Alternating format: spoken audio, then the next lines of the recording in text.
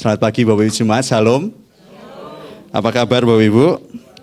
Luar biasa ya, puji nama Tuhan. Kita sudah memasuki di bulan yang kedua. Sesuai dengan tema kita untuk mengenal Allah di beberapa bulan ke depan, kita sudah masuk di dalam mengenal Allah seri yang kedua. Dan hari ini kita akan belajar bersama-sama mengenal Allah lewat ciptaan, begitu. Jadi mari sama-sama kita buka Alkitab kita dari Yesaya pasal yang ke-40 ayat yang ke-26. Yesaya pasal yang ke-40 ayat yang ke-26, sudah menemukannya Bapak Ibu? Masih di perjanjian lama dan saya yakin tidak akan pindah ke mana-mana, begitu. Yesaya 40 ayat yang ke-26. Mari sama-sama kita baca ayat ini karena cuma satu ayat. Kita baca dalam hitungan ketiga. Saya mohon kita bacanya secara bersamaan. 1, 2, 3. Arahkanlah matamu ke langit dan lihatlah. Siapa yang menciptakan semua bintang itu dan menyuruh segenap tentara mereka keluar sambil memanggil nama mereka sekaliannya. Satu pun tiada yang tak hadir, oleh sebab Ia Maha Kuasa dan Maha Kuat. Sedemikian pembacaan Alkitab kita. Nanti kita akan buka beberapa ayat yang menyatakan tentang seri ini. Bapak Ibu, sebelum lebih jauh, saya ingin menyatakan satu kalimat berikut ini. Yang terlalu dekat seringkali menjadi terlalu biasa. Bapak Ibu, satu kalimat ini sebenarnya setiap hari kita pasti melaluinya dan setiap hari pasti kita merasakannya. Kadangkala yang terlalu dekat itu tampaknya sangat biasa. Contoh misalkan nafas Bapak Ibu. Nafas Bapak Ibu dari kecil pasti Bapak Ibu bernafas. Begitu. Tapi rasa-rasanya nafas itu terlalu biasa karena setiap hari kita bernafas. Ada yang bagi kita mungkin sebagian dari kita mensyukuri, wah bersyukur ya saya bisa bernafas.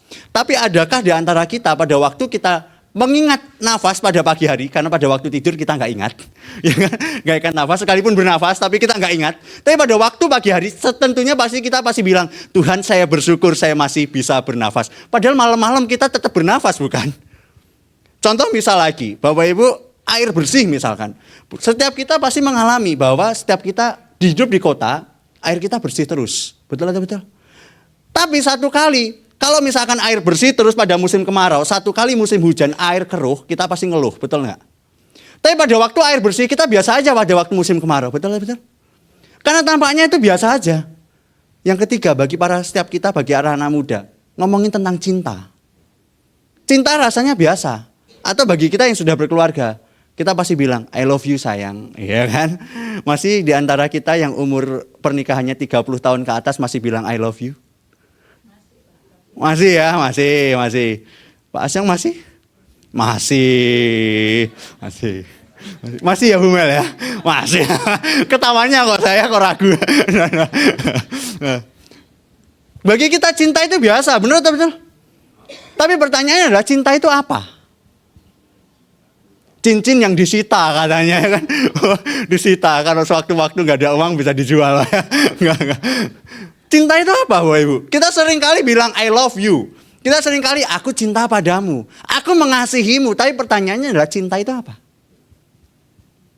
Susah dijelaskan. Karena ini biasa dan terlalu dekat bagi kita.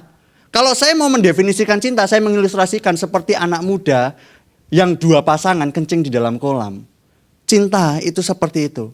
Tidak terlihat tapi merasakan kehangatannya. Waduh. Itu jorok sih ya. Itu jorok. Tapi paling enggak demikian Bapak Ibu. Padahal kadangkala yang terlalu dekat dengan kita itu penuh makna yang luar biasa. Bapak Ibu, kalau misalkan kita lihat bahwa setiap hari kita merasakan bahwa ada matahari terbit, kecuali kalau mendung. Hari ini cukup lumayan mendung. Kalau misalkan matahari terbit, adakah di antara kita yang kita bilang, wow puji Tuhan ya mataharinya bisa terbit? Pernah? Pernah di antara kita bilang bahwa waktu sore hari matahari terbenam, kita bilang, wow terima kasih Tuhan matahari terbenam. Pernah? Kita pernah bersyukur bahwa wow terima kasih Tuhan matahari terbit dari timur. Mungkin kita akan bersyukur kalau misalkan matahari terbit dari barat. Betul atau betul? Karena bagi kita itu tidak biasa. Tapi yang biasa bukankah itu tampaknya ya biasa aja lah. Bapak Ibu, pernahkah kita membayangkan bahwa setiap kita itu hidupnya itu sebenarnya rutinitasnya gitu-gitu aja sih. Rutinitasnya tetap gitu-gitu aja sih. Matahari terbit dari timur pagi hari, tenggelam pada waktu sore hari di barat. Dan itu nggak akan terjadi di balik begitu. Kalau saya waktu kecil, kalau misalkan saya mendengar nanti kalau kiamat itu matahari terbalik. Nanti matahari terbit dari barat begitu. Dulu waktu saya kecil gitu. Tapi pernahkah kita membayangkan bahwa pada waktu matahari terbit dari timur, kita bilang bahwa, wow, bersyukur ya matahari bisa terbit. Saya waktu kecil Bapak Ibu, ini waktu saya di kampung, saya lihat bintang, itu setiap malam, kecuali kalau nggak mendung. Itu setiap malam saya lihat bintang. Di sini karena banyaknya lampu kota, bintang itu tak terlihat. Kadang kalau saya jalan-jalan sama Aras malam hari, saya itu pasti bilang, wah Aras itu ada bintang tuh. Wah itu ada bintang, ternyata itu pesawat, lampunya pesawat. Gitu. Dan susah membedakan antara bintang dan lampu pesawat begitu di kota. Tapi dulu, waktu saya kecil, hidup di kampung, lihat bintang itu biasa. Bahkan kita pasti lihat, wah itu bentuknya layang-layang. Wah itu bentuknya ini, wah itu bentuknya itu. Benar atau betul? Bagi kita yang pernah hidup di desa. Dan kita lihat bintang, sekarang di kota, wow, luar biasa. Tapi setiap malam kita lihat bulan, setiap malam kita lihat bintang. Adakah di antara kita bilang, wow bersyukur ya, ada bintang. Bersyukur ya, matahari terbit dari timur. Dan hari ini Bapak Ibu, kita bisa merasakan hal itu. Setiap pagi kita melihat terang. Tapi pernahkah kita merasakan, dan pernahkah kita bertanya, bahwa Tuhan, Engkau sedang mau mengajarku lewat apa semua ini? Kan ini biasa. Setiap pagi kita lihat, setiap pagi kita rasakan, setiap pagi kita tetap terus melewati hari demi hari. Pagi matahari terbit, sore matahari tenggelam. Setiap hari kita merasakan itu. Tapi pernahkah kita bertanya, Tuhan Engkau sedang mengajarkan aku apa lewat hari-hari yang biasa ini? Dan hari ini kita akan belajar hal praktis dalam hidup kita yang setiap hari kita lihat lewat kehidupan kita. Yang pertama Bapak Ibu, ketika kita baca ayat yang Yesaya pasal yang ke-40, ayat yang ke-26 tadi, kita diajarkan lewat bintang. Kita diajarkan lewat malam. Dan nanti kita belajar selanjutnya lewat ciptaan yang lain. Memang tidak sepenuhnya kita belajar tentang ciptaannya banyak sekali. Tapi kita cukup belajar dari hal-hal biasa yang kita lihat. Yang pertama Bapak Ibu, kita coba lihat lewat bintang. Kita itu bisa mengenal Allah yang mengatur dan memelihara. Coba kita perhatikan ayat 26 tadi Bapak Ibu. Ketika Yesaya mengatakan bagian ini, arahkanlah matamu ke langit dan lihatlah siapa yang menciptakan semua bintang itu dan menyuruh segenap tentara mereka keluar sambil memanggil nama mereka sekaliannya. Dan di situ dikatakan uniknya adalah satu pun tiada yang tak hadir. Wow, luar biasa di bagian ini. Bapak Ibu, bintang-bintang itu digambarkan seperti pasukan perang di dalam Yesaya ini. Alam semesta itu bukan bergerak secara liar. Ada satu teori di dalam ilmu teologi, dia bilang begini. Tuhan kita itu tidak seperti pencipta jam. Pencipta jam itu gampang. Pada waktu selesai menciptakan, jam itu bisa berputar. Setelah itu penciptanya sudah ditinggal aja. Jam akan berputar sendiri. Ada teori berkata demikian. Kalau misalkan menciptakan sesuatu, itu diciptakan aja dulu, begitu seperti jam diciptakan dulu. Setelah itu jamnya berputar, dikasih baterai, nanti sudah tanpa penciptanya jam itu tetap jalan terus, betul atau betul? Tapi pencipta kita bukan seperti itu Bapak Ibu. Pencipta kita ternyata bukan seperti pencipta jam. Pencipta kita adalah di ayat yang ke-26 yang kita baca itu, ternyata bukan cuma mencipta, tapi pencipta kita adalah dia itu memimpin. Selain memimpin, dia itu memanggil. Selain memanggil, dia itu mengatur. Mengaturnya gimana? Pada waktu bintang-bintang itu dipanggil, satu persatu, tidak ada satupun namanya yang terlewat. Di ayat yang ke-26, di situ dikatakan, mereka dipanggil, disuruh untuk keluar, dan mereka itu keluar. Bayangin Bapak Ibu. Dengan demikian, kalau misalkan memanggil, berarti panggilannya itu satu persatu bukan? Bintang dipanggil, memanggil, itu memakai kata dalam bahasa Ibrani itu kara Bapak Ibu. Yaitu memanggil secara pribadi, bukan sekedar menghitung. Kalau kita itu gampang kan, oh hitungannya nanti kelompok 100 silahkan keluar gitu kan. Kelompok A begitu, silakan keluar. Oh, minggu kedua tim 2 silakan keluar untuk melayani. Enggak. Tapi seolah-olah kalimat ini dinyatakan bahwa mereka itu dipanggil satu persatu. Dan di situ uniknya adalah dikatakan Yesaya, tidak ada satu pun yang terlewat. Karena mengapa? Karena itu di situ dikatakan Tuhan itu maha kuasa. Luar biasanya Bapak Ibu, Tuhan itu ternyata bukan sekedar menciptakan, tapi mengatur dan memimpin. Ibrani pasal yang pertama ayat yang ketiga, di situ dikatakan Allah itu menopang segala sesuatu. Dan menopang itu bukan kalimat pasif yang setelah itu cuma ditopang, setelah itu sudah. Enggak. Ternyata topangan di situ itu ada pemeliharaan, ada penyertaan, dan ada pertolongan. Dan seringkali bukankah kita tidak sadar ketika ada bintang keluar, ternyata bintang keluar itu adalah ada tangan Tuhan yang menyuruh dia keluar. Ada tangan Tuhan yang memanggil dia keluar. Selain bintang Bapak Ibu, saya ingin merenungkan satu hal mungkin praktis sekali, tapi mungkin kita juga terlewat. Bapak Ibu pernah memperhatikan satu daun? Daun dari hijau, dari tunas. Mungkin 2 hari ke depan kita tahu-tahu tiba-tiba kering. Tapi pertanyaannya adalah, pernahkah kita memperhatikan benar-benar bahwa kapan ya daun ini bisa besar? Kapan ya daun ini tiba-tiba warnanya dari hijau, dari coklat? Kalau saya dulu pasti bilang, siapa yang mau yang ngecat daun ini ya? Nah, pertanyaannya Bapak Ibu, pernahkah kita coba memperhatikan setiap proses demi proses? Misalkan contohnya buah. Bapak Ibu melihat buah, tentunya kita pasti akan melihat kalau misalkan buah itu matang, begitu. Kalau misalkan dari proses kecil, ya kita nggak lihat lah. Oh tiba-tiba kok buahnya, bahasa Jermannya itu semburat. Apa ya? Semburat itu berubah warna, tetapi tidak terlalu warnanya tidak pekat, begitu. Ya. Itu bahasa Jawa sih, Ya. Jadi berubah warna begitu. Pernahkah kita memikirkan bahwa ada cabai, misalkan ini cabai ya, cabai hijau. Kita pasti kalau misalkan beli di pasar, itu sebelum merah ada warnanya yang agak orange. Ya kan? Setelah orange pindahlah ke merah. Setelah ke merah, kematangan pindahlah ke agak ke hitam-hitaman, ya kan? Pertanyaannya adalah, siapa yang ngecat? AI ya kayaknya ya. Tanya sama Google ya kayaknya ya kan. Tapi Bapak Ibu, bukankah kita tidak pernah terharu ketika kita melihat bahwa proses ini adalah ada proses di tangan di balik segala sesuatunya. Kita nggak pernah terharu bahwa ketika kita melihat ada buah yang matang, ada melewati proses yang begitu panjang. Kita hanya terharu kalau misalkan buahnya itu harganya mahal. Betul atau betul? Waduh, duriannya cek mahal re. Aduh. Kita sering terharu bukan? Kita sering terharu kalau misalkan kita melihat harga sayur ternyata menaik. Tapi kita nggak terharu bagaimana proses itu terjadi. Padahal di balik proses itu terjadi ada tangan Tuhan yang bekerja luar biasa. Bapak Ibu, dari daun 1, daun 2, daun 3, sampai daun yang besar. Dari daun yang begitu tegak tiba-tiba dia layu. Pertanyaannya adalah, kita pernah enggak sih memikirkan siapa yang mengerjakan semuanya ini? Dan Alkitab jelas berkata bahwa tangan Tuhan itu tidak pernah tidak menopang.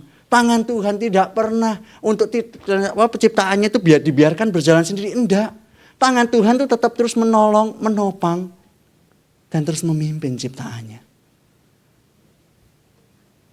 Bapak Ibu, sejatinya Tuhan sengaja menciptakan alam seperti ini supaya setiap hari kita melihat satu pelajaran rohani yang penting. Yaitu apa? Hidup tidak bertumbuh karena kemampuan kita, melainkan hidup bertumbuh karena pemeliharaan Tuhan. Dan dari sini kita bisa lihat, kalau misalkan ada begitu banyak daun, ada begitu banyak bintang yang bisa keluar, ada yang begitu banyak hal-hal yang kita alami dan kita rasakan. Dengan demikian kita bisa bilang bahwa ternyata Allah itu mengatur hidup secara lembut dan teratur. Pernah bayangin enggak Bapak Ibu, kalau misalkan bintang-bintang itu tabrakan begitu, akan jadi apa? Saya waktu belajar IPS atau apa ya kalau misalkan di SD. IPS ya. Kalau misalkan bintang atau meteor tabrakan itu kalau misalkan kena bumi, wah hasilnya itu akan, waduh, Thanos pasti akan keluar. Enggak. Tapi pasti akan berantakan begitu. Tapi coba bayangin Bapak Ibu, ini enggak pernah tabrakan sama sekali. Kita belajar tata surya begitu kan. Kita belajar tata surya. Kita belajar bumi itu mengelilingi matahari, betul atau betul? Nah, kalau misalkan kita coba pikir-pikir ya, tiba-tiba tangan Tuhan bilang, sekarang bumi berhenti aja. Jadi apa kita Bapak Ibu? Ya kan? Mau jadi apa kita? Kalau tiba-tiba, aku gabut ya, misalkan Allah ya, aku gabut ya. Nah bintang ini sama bintang ini tak tabrakin lah, biar jadi kayak kembang api begitu. Wah, mau jadi apa kita? Tapi di sini kita bisa melihat bahwa ternyata Tuhan itu memimpin, mengatur secara lembut. Ayat Alkitab di dalam Matius pernah bilang begini, Matius atau Lukas pernah bilang begini. Segala ciptaan itu ditopang oleh Tuhan. Kamu khawatir, sebenarnya kamu itu bisa belajar dari ciptaan yang lain. Siapa? Burung. Dia itu enggak bekerja. Tapi dibilang apa? Tapi Tuhan beri makan. Bunga bakung di padang. Bagi kamu yang khawatir. Dia memintal? Enggak. Tapi Tuhan berikan keindahan yang luar biasa. Sebenarnya kita itu dikasih satu ilmu, satu teologi bahwa bagi kalian ada satu nilai rohani di antara ciptaan yang tidak ada makna. Bapak Ibu ini kasih Tuhan. Tuhan juga pernah bilang, kalau bintang, kalau semuanya itu ada dalam tanganku, terlebih manusia. Dan ayat Alkitab ada yang pernah bilang begini, satu helai rambut di kepalamu, Tuhan itu jatuh, dia tahu. Wow, luar biasa bukan? Sampai sebegitunya Tuhan ngatur hidup kita. Sampai sebegitunya Tuhan tahu tentang hidup kita. Sampai sebegitunya Tuhan mengetahui tentang proses hidup kita. Karena Dia adalah pencipta yang tidak pernah meninggalkan kita. Dan hari ini kita bisa belajar Bapak Ibu, ternyata lewat ciptaan. Yang setiap hari kita lalui, setiap hari kita rasakan. Ada tangan Tuhan yang mengatur hidup kita secara lembut. Ciptaan yang kedua Bapak Ibu. Kalau Bapak Ibu saya tampilkan gambar yang ini. Bapak Ibu pengen pilih pelihara hewan yang mana? Hah? Buaya? Siapa mau buaya Bapak Ibu? Nggak ada ya. Pengen hewannya mana? Ayam, mau ayam, oke ayam. Ada yang mau pelihara kecoa? Nggak ada ya. Kecuali Kak Dea tuh. Kak Dea itu pelihara tikus di sini. Banyak sekali tikus. Aduh. Mau pelihara apa, Bu? Pertanyaannya lagi. Hewan mana yang bagi Bapak Ibu yang imut? Hah? Beruang? Enggak. Kalau beruang mau uangnya aja, pernya nggak usah ya kan. Kelinci. Lagi? Kucing. Hewan mana yang ganas? Yang bisa mematikan? Ular, ya kan? Buaya. Buaya nggak mematikan kok, Ibu. Ya, buaya nggak mematikan. Buaya darat. Hewan apa lagi, Ibu? Tapi kalau misalkan Bapak Ibu saya kasih satu hal, Bapak Ibu bisa dekat dengan salah satu hewan ini. Misalkan Bapak Ibu dekat dengan hewan harimau, Bapak Ibu mau? Tidak mau. Karena kenapa? Mematikan, ganas, ya kan? Tapi kalau Bapak Ibu saya kasih satu hewan kucing, mau? Bu Sarah tuh yang mau, ya kan? Ada lagi? Gak ada kan? Tapi setiap kita sadar atau tidak sadar, kita itu mendefinisikan dan mengelompok-kelompokkan hewan. Betul atau betul? Contoh, hewan yang galak, harimau, beruang, buaya. Hewan yang imut, anjing, harus apa lagi? Kucing, kelinci. Hewan yang jorok, kecoa, lalat. Dan yang lain-lain. Tapi pertanyaannya adalah, kenapa kok Tuhan itu menciptakan hewan yang benar-benar galak? Kenapa kok Tuhan menciptakan hewan yang jijik, kecoa, menjijikkan? Kalau ketemu makanan kita bisa sakit. Kenapa Tuhan menciptakan lalat yang setiap hari ada dalam dapur kita, yang setiap hari ada dalam rumah kita? Yang sebenarnya lalat itu kalau misalkan dia itu jatuh ke air, Dia itu bertelur, kita minum secara tidak sadar, dia itu buat kita sakit. Mengapa? Mengapa Allah menciptakan buaya? Sekalipun menjadi satu logo di dalam satu kota. Mengapa? Mengapa Allah menciptakan babi yang kata orang haram, padahal kalau dimakan harum? Mengapa? Setelah ini kita makan bareng-bareng. Tapi Bapak Ibu, mengapa hal ini terjadi? Dan mungkin kita bertanya, mengapa Tuhan menciptakan ular? Yang kalau misalkan gigi tangan kita, dia berbisa dan bisanya ditaruh di tangan kita bisa mati dalam sekejap. Mengapa hal ini terjadi? Nah, pertanyaannya adalah, kalau Bapak Ibu melihat hewan, ular, hewan, harimau, pertanyaannya adalah, itu baik atau enggak? Pertanyaannya adalah, kalau Bapak Ibu lihat ular, Bapak Ibu lihat harimau, Bapak Ibu lihat buaya, dan itu ternyata ada di kanan kita misalkan. Pertanyaannya adalah, itu baik enggak? Enggak. Berarti Tuhan gagal menciptakan ini. Bapak Ibu, dari hal ini, ternyata Tuhan toh juga ciptakan binatang yang buas. Dari hal ini ternyata toh Tuhan menciptakan binatang yang menjijikkan. Dan ternyata binatang menjijikkan itu kadang-kala juga ada yang di gereja. Kecoa kadang-kala terbang-terbang, ya kan. Di gereja ini. Ternyata ada belatung. Karena Tuhan ingin mengajar kita satu hal, Bapak Ibu. Lewat binatang, kita itu mengenal definisi baiknya Tuhan dengan manusia. Itu berbeda. Kita mendefinisikan binatang yang baik-baik itu yang imut-imut, yang nurut sama kita. Kalau misalkan dia suruh, kita suruh duduk, dia duduk. Kalau kita suruh dia berdiri, itu imut banget begitu.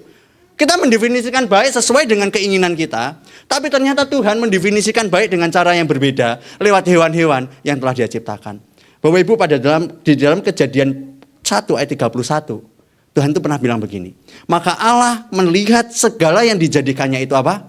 Sungguh amat baik. Pertanyaannya adalah, pada waktu Tuhan menciptakan, ada macan enggak? Ada. Pada waktu Tuhan menciptakan, ada kecoa enggak? Ada. Pada waktu Tuhan menciptakan, ada buaya enggak? Ada. Tapi Tuhan bilang apa? Sungguh amat baik. Yang bilang enggak baik siapa? Berarti masalahnya di mana? Bapak Ibu, baik itu bukan berarti semuanya lucu, bukan. Baik juga bukan berarti semuanya nyaman bagi manusia. Baik artinya adalah sesuai dengan maksud Allah. Bapak Ibu, lewat binatang kita bisa lihat kok, bahwa ternyata ada binatang yang benar-benar ganas sekalipun, tetapi Tuhan ciptakan bagian itu dan Tuhan bilang, itu baik. Di PW kapan hari, izinkan saya mengulang sekilas saja. Coba kita buka Kejadian pasal 1 ayat yang ke-26. Kejadian pasal 1 ayat yang ke-26. Saya akan bacakan. Berfirmanlah Allah, baiklah kita menjadikan... Sorry. Saya salah. Kejadian 1 ayat yang binatang-binatang besar. 21. Kejadian 1 ayat 21. Maka Allah menciptakan binatang-binatang laut yang besar dan segala jenis makhluk hidup yang bergerak, yang berkeriapan dalam air, dan segala jenis burung yang bersarap. Allah melihat semuanya itu baik. Nah, ketika kita baca ayat Alkitab ini, kita mungkin akan bilang, oh binatang-binatang laut yang besar itu mungkin paus. Binatang-binatang laut yang besar itu apa? Hiu, ya kan? Tapi sekarang hiu tidak menakutkan kok. Dijadikan logo untuk anak-anak, gini-gini ya kan? Gitu-gitu. Nggak menakutkan kok, nggak menakutkan. Tapi Bapak Ibu mungkin kita berpikir bahwa binatang laut yang besar itu adalah paus, hiu. Ternyata enggak. Binatang laut yang besar ini dalam bahasa Alkitab itu disebut tanimim. Tanimim itu kalau misalkan kita coba cek, ternyata ada rujukan Alkitab yang di dalam Yesaya atau di dalam Yehezkiel, dia bilang begini. Tanimim itu seperti hewan yang keluar dari air dia itu seperti monster. Silahkan lihat di dalam bahasa Inggris, misalkan Bapak Ibu coba lihat. Di situ ada satu istilah dia bagus sekali dibilang, the great dragon. Dan Tanimim di sini itu digambarkan seperti Firaun. Firaun yang benar-benar kejam. Di dalam konteks dalam pasal yang selanjutnya. Jadi kalimat di sini itu bukan hewan yang besar seperti ikan paus, enggak. Tapi hewan laut yang besar itu the great sea atau the great monster, the great dragon, begitu. Silahkan bisa cek di dalam bahasa Inggris ESV, NIV, King James, silahkan dicek. Di sini dikatakan bahwa itu seperti hewan yang keluar dan dia mengerikan sekali, dia menakutkan sekali, seperti monster yang mengerikan. Dan mengerikannya seperti apa? Ternyata rujukan Alkitab jelas, seperti Firaun. Berarti kalau misalkan kita coba bisa bayangkan ya, Firaun itu kejamnya luar biasa bukan? Berarti benar-benar kejam nih, kejam. Tapi Tuhan berkata apa di situ? Ayat 21. Sungguh amat baik. Wow. Bapak Ibu, mungkin kita berpikir baiknya di mana sih Tuhan? Bapak Ibu pernah nggak sih kita bayangin yang setiap hari kita lihat ada binatang buas? Itu Tuhan ciptakan memang ada untuk menjaga keseimbangan dunia ini. Saya dulu bertani di sawah. Kalau ada tikus, itu biarkan ular itu tetap ada. Supaya apa? Supaya tikus itu dimakan oleh ular. Biarkan burung kakak tua tetap ada, kenapa? Karena itu menjaga keseimbangan. Dan saya baru tahu, ternyata biawak itu adalah penjaga keseimbangan sungai. Kalau tidak ada biawak, wah sungai itu bisa berantakan. Tapi sekarang biawak dicari orang untuk dirica-rica. Betul atau betul? Aduh. Untung saya tidak makan, makanya saya bisa ngadu. Mungkin kalau saya makan nggak kasih ilustrasi ini. Tapi Bapak Ibu, pernahkah kita membayangkan bahwa hewan yang menjijikkan ternyata dia adalah pembersih bangkai yang luar biasa. Bapak Ibu mungkin nggak suka belatung, tapi Bapak Ibu kasih sampah ibu dapur Bapak Ibu, belatung itu akan makan secara habis.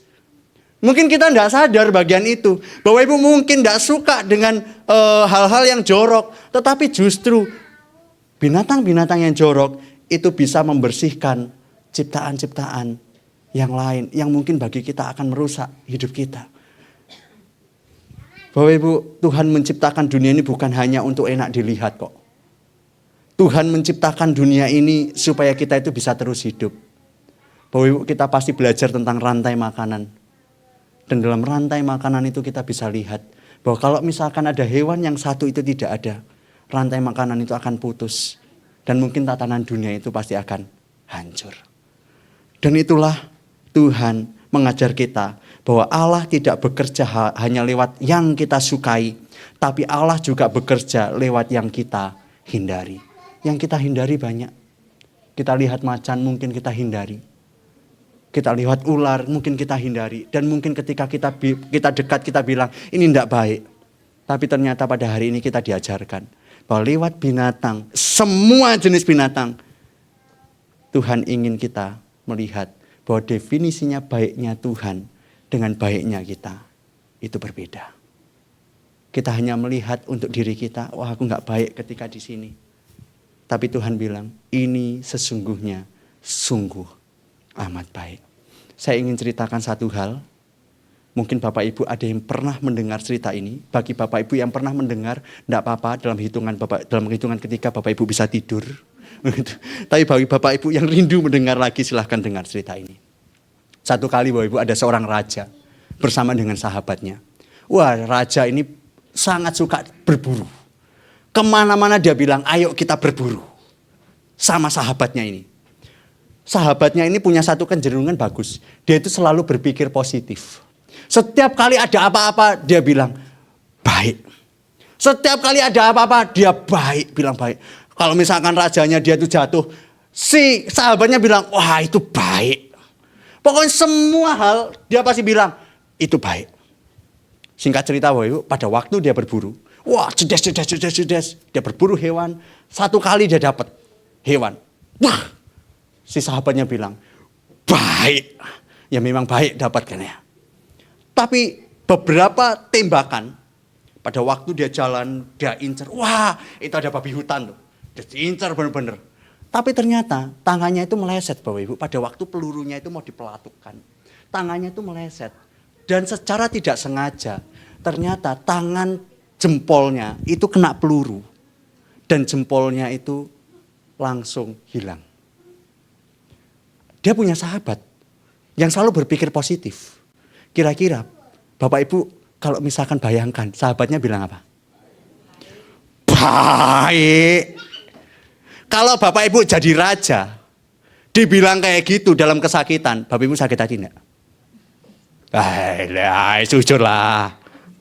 Sakit. Jangan mentang-mentang di gereja kita enggak jujur, semua baik. Kalau enggak baik bilang enggak baik. Raja ini sakit hati. Lah, aku kesakitan kok kamu ngomong baik. Raja ini punya otoritas loh Ibu. Dia akhirnya bilang begini, kamu bilang apa? Kamu bilang baik, kamu masuk penjara. Karena dia punya otoritas. Dia sakit hati luar biasa sama sahabatnya. Saya kesakitan, dia bilang, baik. Saya sakit hati, kamu masuk penjara. Sahabatnya bilang begini, baik. Singkat cerita Bapak Ibu, selama bertahun-tahun, raja ini tetap terus. Hobinya berburu itu tetap ada terus. Dia berburu terus. Tapi, beberapa tahun kemudian, dia itu ternyata tidak sadar.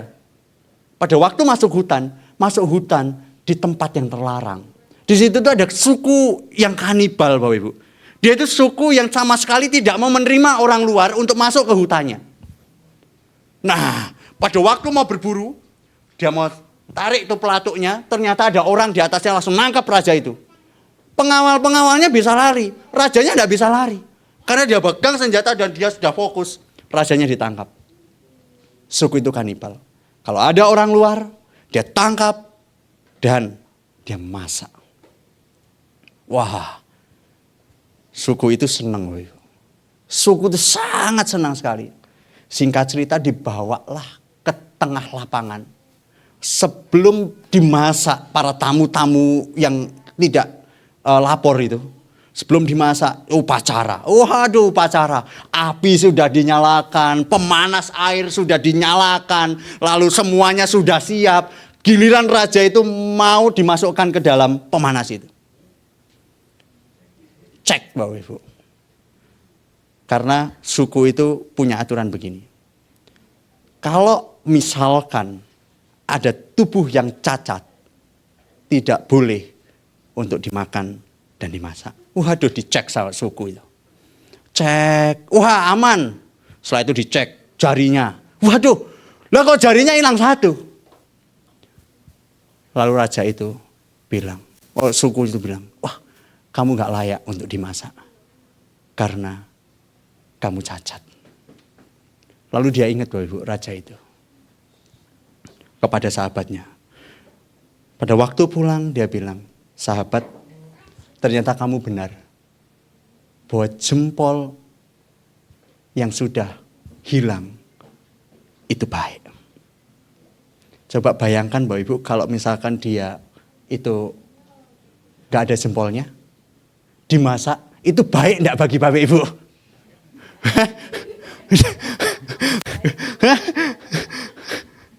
Enggak baik.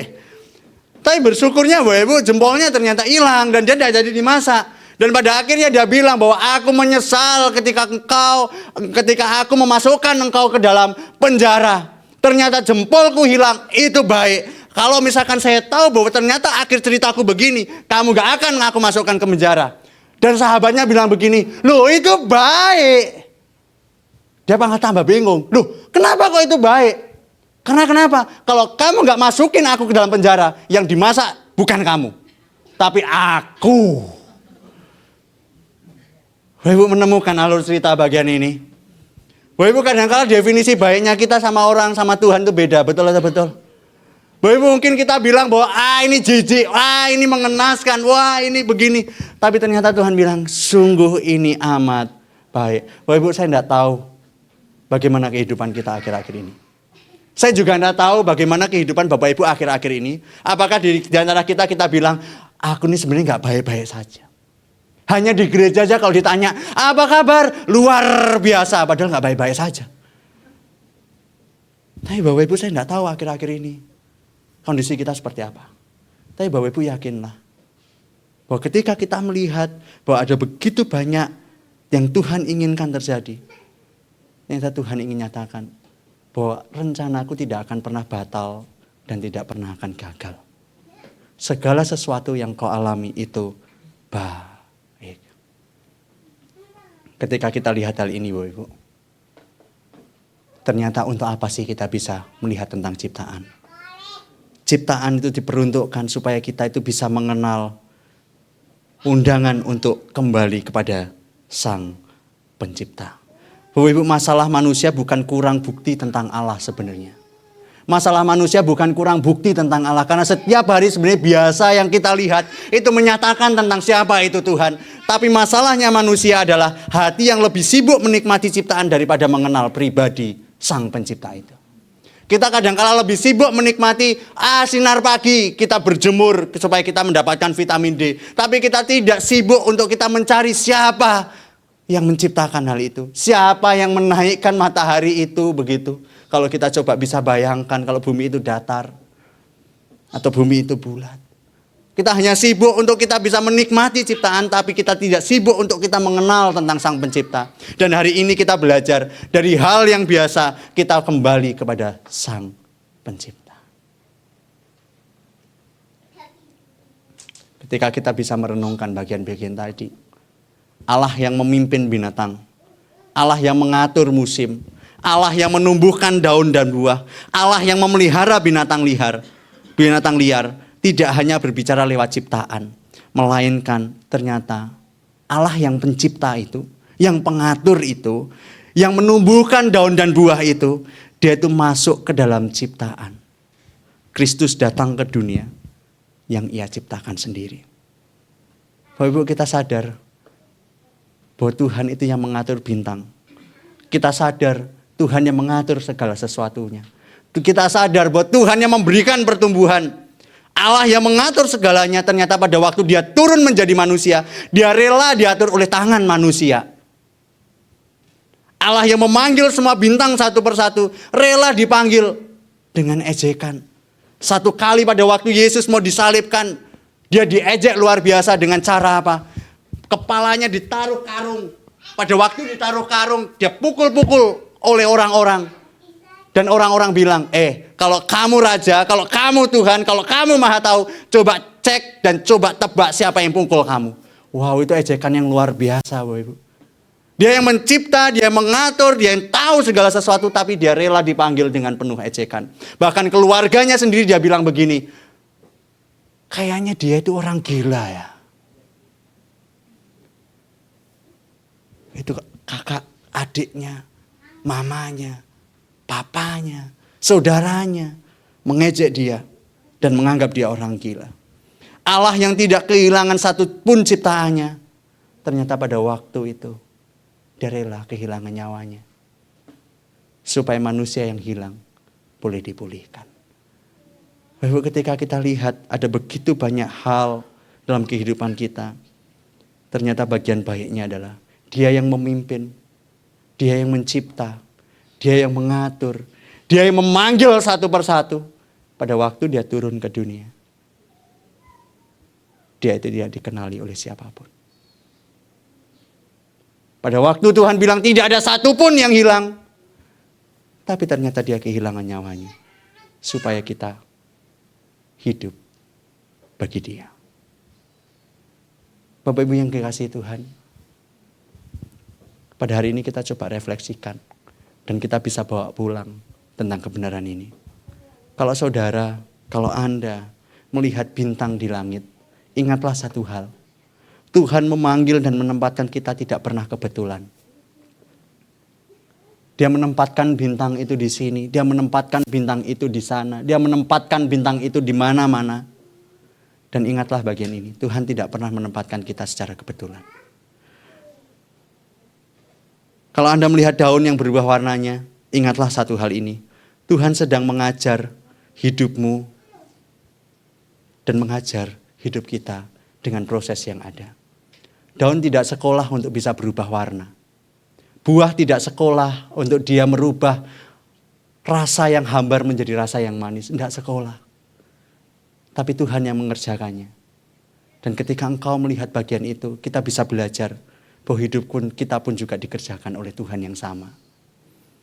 Ketika kita melihat bahwa ciptaan itu sebenarnya nggak indah. Ciptaan itu sebenarnya jorok. Ciptaan itu sebenarnya menjijikkan. Mari kita ingat satu hal bahwa Tuhan mengajarkan bagian itu. Mengajarkan bahwa kadangkala yang baik memang yang kita tidak sukai kadangkala. Tuhan kadangkala mengajarkan yang baik tidak sesuai dengan apa yang kita inginkan. Dan itulah definisi baik yang datang daripada Tuhan.